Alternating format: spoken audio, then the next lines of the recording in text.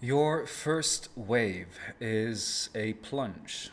And just to recap, we have two different types of waves. We have the surge, which is a wave that is initiated by the pelvis, the hips, the lower back, and we have a plunge, which is a wave that is initiated by the head and shoulders. And this week we're going to play with the standing plunge. Now we are going to plunge down by flexing our spines so that our head reaches three different destinations: the height of our sternum, the height of our diaphragm or upper belly, and the height of our hips. Now, when we reach those destinations, we are going to return back to our original starting position, but in a particular way. So if you take a look at the screen here, the first thing I do is to flex my upper spine, my neck and my upper spine, so that my head is at the same height as my sternum. Now from here, I am going to extend the spinal segments that have been flexed. But when I do so, I will not allow my shoulders to rise up from their current position. So when you see me extend my spine here, you'll see that I am bending at the hips so that my shoulders don't come further up. And only when I've fully extended my spine will I return back to my starting position.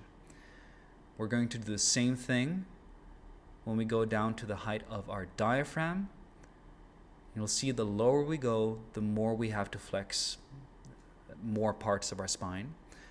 From here again, extending the spine without allowing the shoulders to rise up, and then back to starting position, and then all the way down to the hips, and extending without elevating, and then coming back to our standing starting position. Now, after you've practiced this for a bit, you can start to speed things up. And when we are playing with this, what's interesting is that we're not only understanding our body's relationship to its own joints, we're also understanding our relationship to space.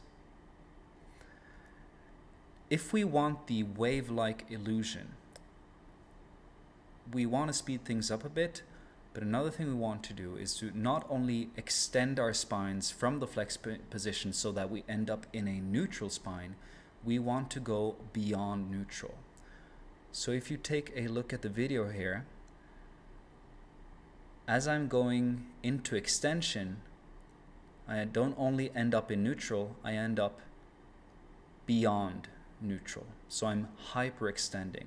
And that is what often causes this wave-like illusion that is cool. And that is your first wave exercise. Good luck.